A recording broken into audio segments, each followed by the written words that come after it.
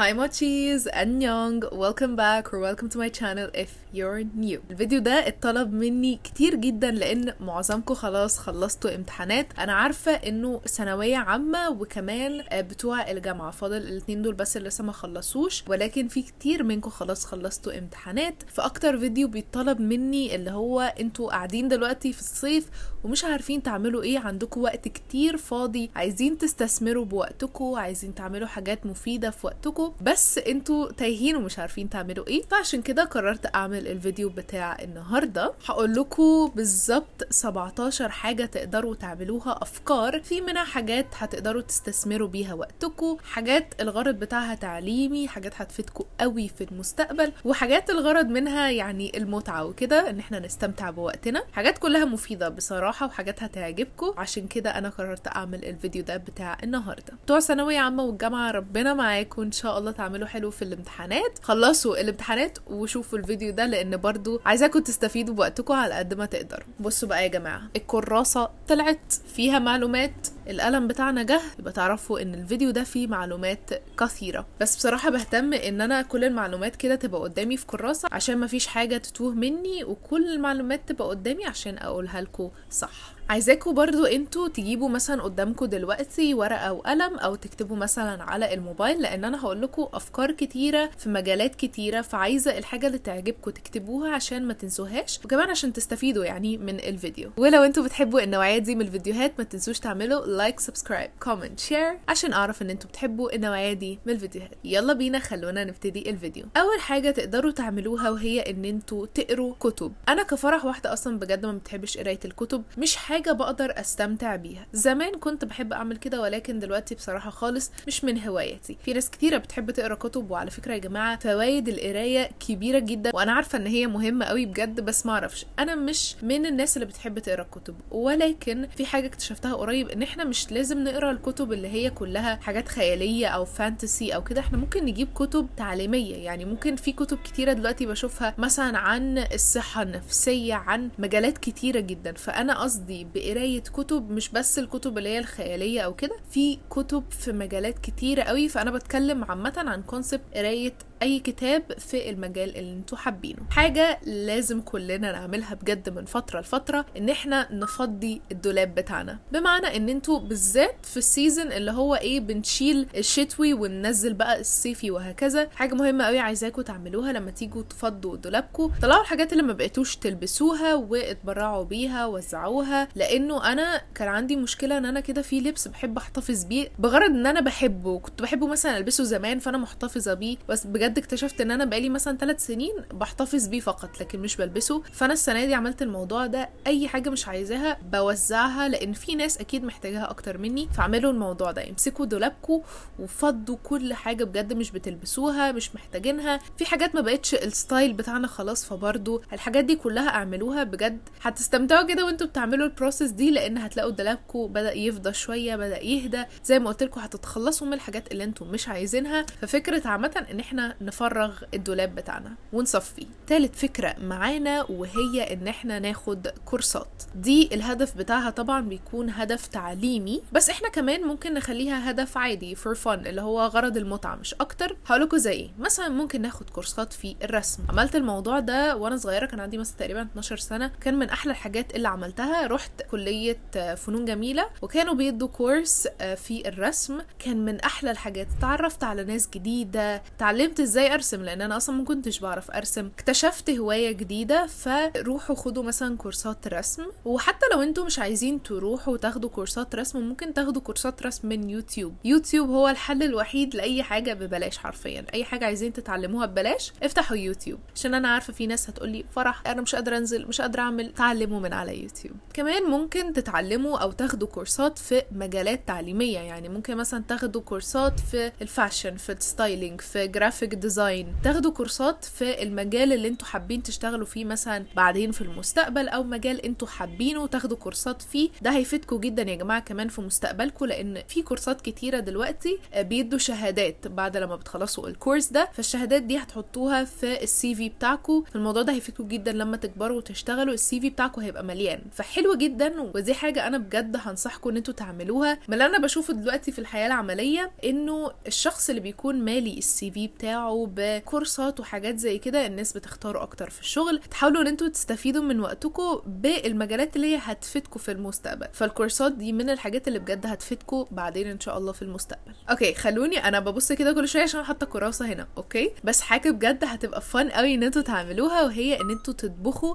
اكلات جديده. ومثلا انا من مصر، فعايزاكم بقى تجربوا تعملوا مثلا ايه اكلات. لو انتوا مثلا من مصر زي جربوا مثلا تعملوا اكلات ايه جزائريه، اكلات سوريه، اكلات من اسبانيا، اكلات من كوريا. عارفين اللي هو تجربوا اكلات من بلاد مختلفه. خشوا المطبخ وافتحوا يوتيوب وجربوا تعملوا اكلات جديده. الموضوع ده ممتع جدا، هتجربوا اكلات جديده وممكن الاكلات دي تعجبكم وتعملوها بعدين في المستقبل. فحاسه بجد ان الموضوع فن قوي، واللي هو تفصلوا بقى عن الدنيا، تخشوا كده المطبخ تطبخوا تعملوا اكلات، فالموضوع ممتع قوي. فجربوا تعملوا اكلات من بلاد مختلفه. برضو من الحاجات اللي لازم اقول لكم عليها عشان هي بجد حاجه مهمه جدا، ممكن نعمل حاجه الهدف بتاعها يكون هدف ديني. بجد دي من الحاجات بالذات بقى في الاجازه بتاعتكم. انا عارفه ان احنا لما بنكون مثلا في الدراسه، اذا كنا في المدرسه او كنا في جامعه او كده او بنشتغل، للاسف الحياه بتاخدنا وبنتلهي في الحياه، وساعات بننسى الهدف الديني بتاعنا. فنحاول على قد ما نقدر، طبعا مفيش حد بيرفكت انا عارفه، ولكن بما انكم في اجازه حاولوا تستغلوا الموضوع ده هدف ديني. ممكن بقى ان انتوا تهتموا مثلا بقراءه القران كل يوم مثلا الصبح، وان انتوا كمان تفهموا القرآن مكتوب فيه ايه، فنقرا بالتفسير وهكذا. دي حاجة حلوة قوي ممكن تبدأوا تعملوها، وحاولوا كمان ان هي تبقى عادة عندكم تستمر حتى بعد الاجازة. كمان ممكن ان انتوا مثلا لو انتوا مقصرين في الصلاة او حاسين ان انتوا مش مثلا مستمرين في الصلاة كويس، فتهتموا مثلا في الاجازة دي ان احنا ننمي، او مش ننمي بس يعني نظبط الصلاة بتاعتنا. بس اللي انا اقصده ان انتوا حاولوا تعملوا حاجة يكون الهدف بتاعها ديني، عشان الموضوع ده بجد بيبقى جميل قوي. وبنحاول ان احنا في الاجازة يعني ننمي الموضوع ده، وكمان نخليه هدف يفضل معانا حتى بعد الاجازة. ممكن نعمل جورنالينج او اللي هو تدوين الافكار. انتوا على طول بتشوفوني في الفلوجات بتاعتي ان انا بعمل جورنالينج او بقعد اكتب الحاجات اللي ورايا وهكذا. الجورنالينج دي بجد من الحاجات الجميلة اللي بتصفي دماغكم. انا بقعد اجيب النوت بوك بتاعتي، يعني مثلا زي ما انا عاملة هنا، بصوا بقعد اجيب اي نوت بوك، اي ورقة فاضية عندكم في البيت، بجيب اي استيكرات عندي بقعد الزقها في الكراسه. الجورنالينج يا جماعه ملوش رولز، عشان ساعات ناس بتسالني فرح انتي بتعملي ايه في الجورنالينج، او المفروض نكتب ايه مثلا في تدوين الافكار. هي ببساطه تدوين افكار. عندي افكار كتيره في بالي بكتبها في الورق، عندي مثلا حاجات كتيره ورايا عايزه اعملها بكتبها على الورق عشان ما انساش، عندي احلام اهداف عايزه احققها بكتبها برضو في الورقه اشوف اقدر اوصل للحاجات دي ازاي. فهي زي باختصار جدا من اسمها تدوين افكار، بندون كل افكارنا بنكتبها على الورقه، وفي نفس الوقت بنعملها ديكوريشن، بنحط استيكرات الوان مش عارفه ايه. فالفكره دي او الموضوع ده عامه بينمي جدا عندنا فكره ان احنا بنطلع كل حاجه من دماغنا، بنشوف افكارنا على ورق، فبالتالي بنبدا ننفذ اسرع. من الحاجات الحلوه قوي كمان اللي ممكن تعملوها في الاجازه، لان انا عارفه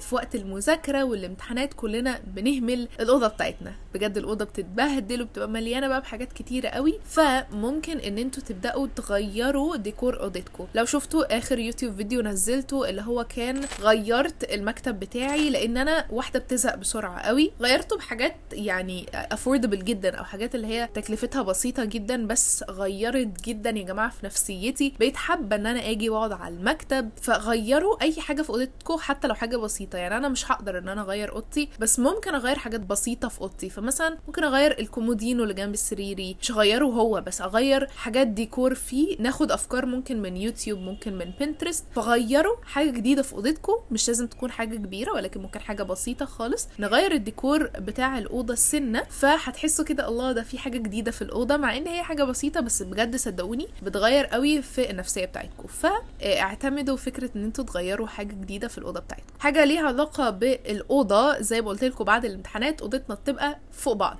حرفيا فوق بعض. قوموا ورتبوا اوضتكم برضو، عشان زي ما كنت بقول كان عندكم امتحانات، نفسيتكم مش احسن حاجه. طبعا انا عارفه نفسيتنا هتدهور في الامتحانات، فمحتاجين ان احنا نهتم بنفسيتنا ونعمل حاجة في الهيلث كير بتاعتنا، وان احنا نهتم بصحتنا. هنعمل ايه؟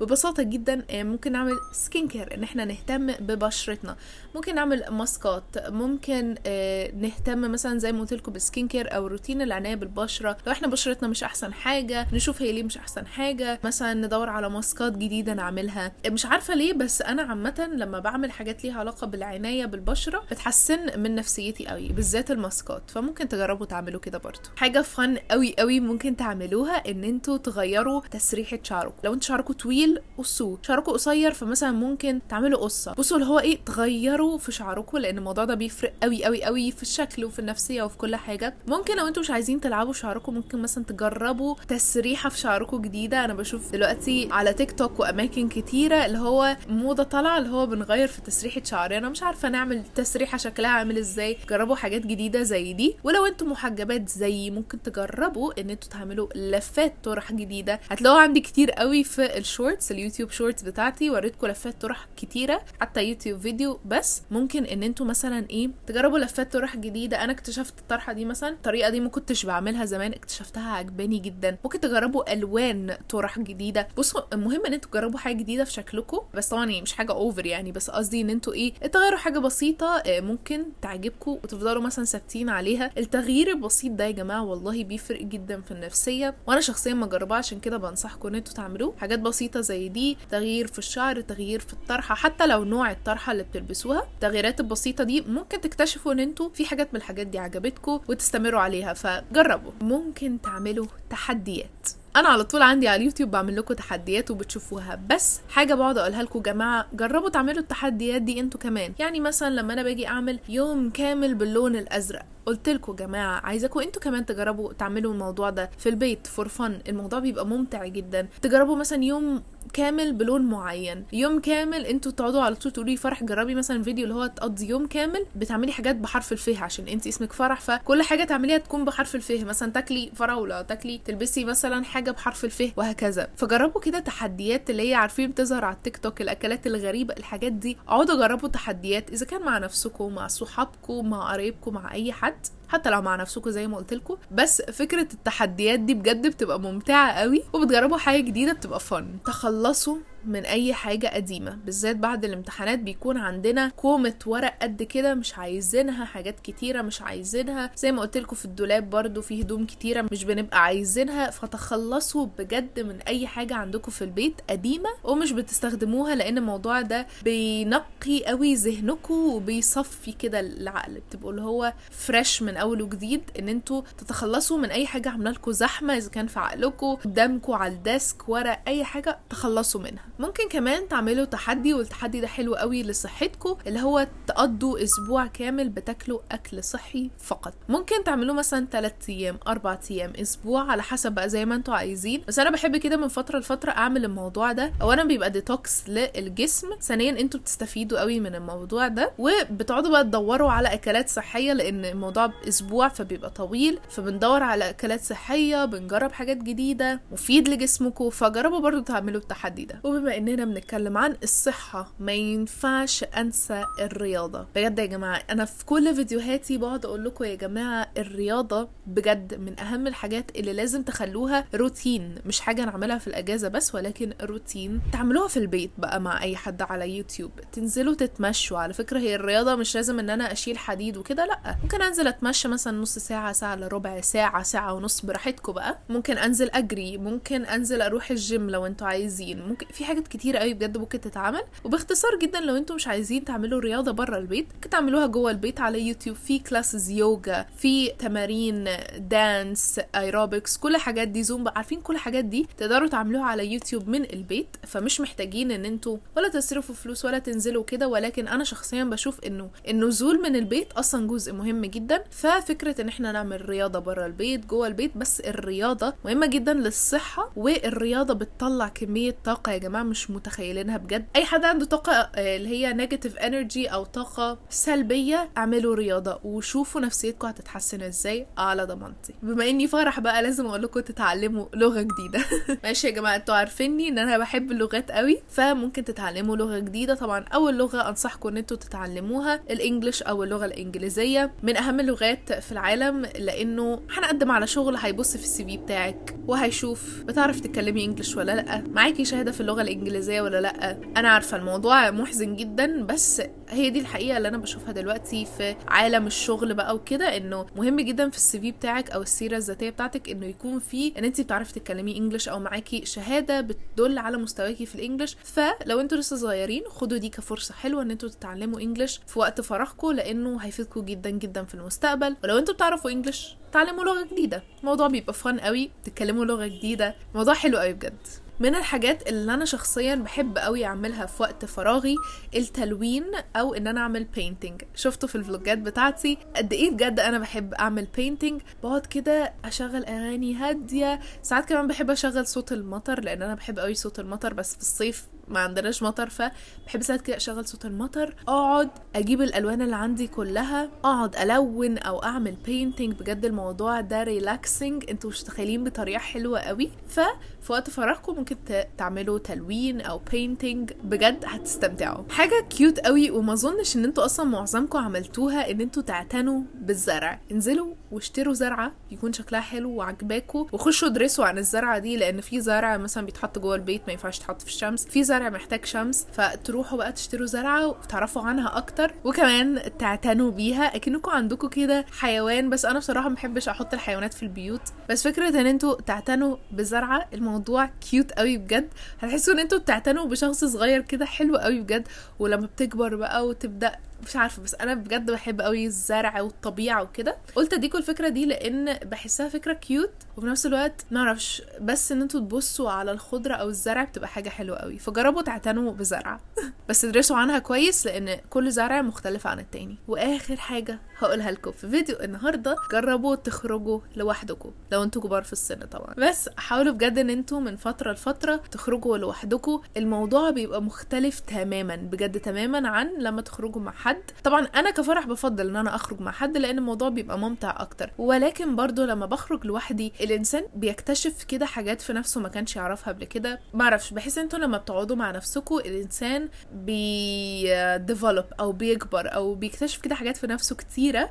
وصدقوني الخروج مع نفسكم بيكون ليه برضو مميزاته، بيكون ليه المتعة الخاصة. يعني خروج مع صحابكم ليه متعة، ولكن برضو الخروج مع نفسكم ليه متعة تانية خالص. فجربوا الموضوع ده على ضمانتي، صدقوني. ممكن في الاول بصراحة موضوع يكون غريب او يكون مش ممتع قوي، يعني انا في الاول ما كنتش بحب اخرج مع نفسي خالص، ولكن ساعات مثلا صحابي مش بيكونوا فاضيين ينزلوا معايا او وقتنا مش مناسب مع بعض، فزمان كنت لا خلاص صحابي مش نازلين فانا مش هنزل. بس اكتشفت انه ليه ما انزل لوحدي، ومثلا كنت عايزه اروح في حته اروح اكل فاروح وانزل لوحدي، ليه لا؟ في الاول زي ما قلت لكم الموضوع ما كانش سهل وكان غريب شويه، كنت اللي هو لا انا مش مستمتعه او مش حابه ده، بس مع الوقت اتعودت والموضوع كان حلو قوي. فجربوا ان انتوا تخرجوا او تعملوا كده اداي مع نفسكم وشوفوا ايه اللي هيحصل. بس يا اصدقائي دي كانت كل افكار في الفيديو ده، اتمنى ان هو يكون عجبكم. وقولوا لي انتوا بتعملوا ايه من الحاجات دي، قولوا لي برضو لو انتوا عندكم افكار تانية حاجات ممكن نعملها في الاجازه، قولوا لي ليه لا، ممكن استفيد منكم برضو، فاكتبوا في الكومنتس. وبس كده، ده كان فيديو النهارده، اجازه سعيده واشوفكم في الفيديو الجاي ان شاء الله. باي باي، انيونج.